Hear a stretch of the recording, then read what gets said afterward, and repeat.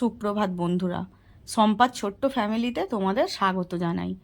আজকে সকাল সকাল সমস্ত বাসি কাজকর্ম সেরে ফেলেছি। আজকের সোমবার, দ্বিতীয় সোমবার। এই যে ঠাকুরের বাসন মেজে এবার আমার গাছে থেকে আমি ফুলগুলো সব তুলে নিচ্ছি। ফুলগুলো তুলে নেব, তুলে নিয়ে তারপর আমি পুজো করতে যাব। এই যে দেখো আমার গাছে কত ফুল ফোটে। এই পিঙ্ক কালারের জবাটা না আমার ভীষণ ভালো লাগে। এই জবাটা খুব সুন্দর, অনেক ফোটে এই জবাটা।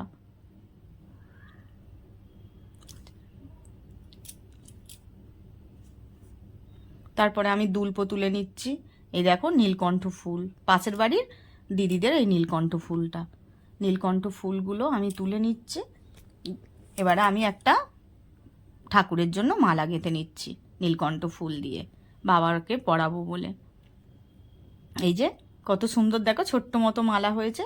আর এই যে বাবার মাথায় জল ঢালবো বলে সমস্ত কিছু আমি সাজিয়ে গুছিয়ে নিয়েছি।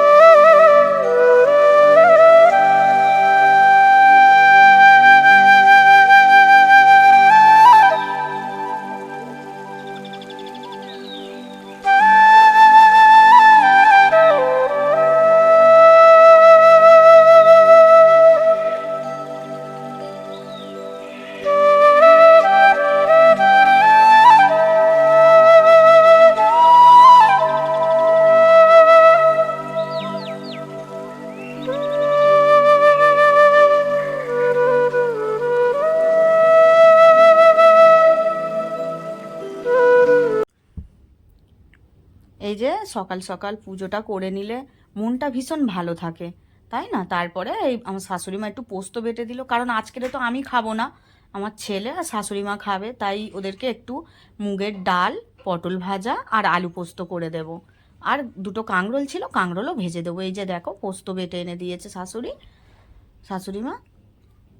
তারপরে কড়াতে তেল দিয়ে পটলগুলো তুলে দিলাম, পটল ভাজাটা করছি। তারপরে এই যে কাঁকরোলও ভেজে নিচ্ছি।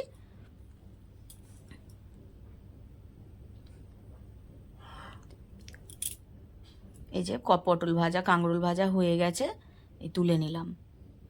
তারপরে কড়াতে একটু কালো জিরে আর কাঁচা লঙ্কা দিয়ে আমি আগে প্রেসার কুকারে আলুটা সিদ্ধ করে নিয়েছি, হালকা করে ভেজে প্রেসার কুকারে পোস্তর আলুটা একটু সিদ্ধ করে নিয়েছি। নিয়ে কড়াতে তেল দিয়ে কালো জিরে দিয়ে আর শুকনো লঙ্কা ফোড়ন দিয়ে আমি আলু সিদ্ধটা ঢেলে দিলাম। এবারে দেখো আমার ছেলে আর আমার শাশুড়ি মা খেতে বসে গেছে। পটল ভাজা, কাঁকরোল ভাজা, আলু পোস্ত আর ডাল। আর এই যে আমার দুপুরের খাবার, কারণ আমি তো সারাদিন খাবো না, ভাত খাবো না, ওই জন্য আমার খাবার একটু ফল আর একটু আমি ছোলা আলু সিদ্ধ করে নিয়েছিলাম। এই যে রাত্রে আমি কলা পাতায় একটু হবিষি ভাত করে খেয়ে নিলাম।